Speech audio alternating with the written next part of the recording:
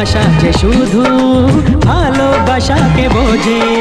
তুমি শুধু তুমি নিয়ে আমি, তুমি শুধু তুমি নিয়ে আমি, এই তো জীবন।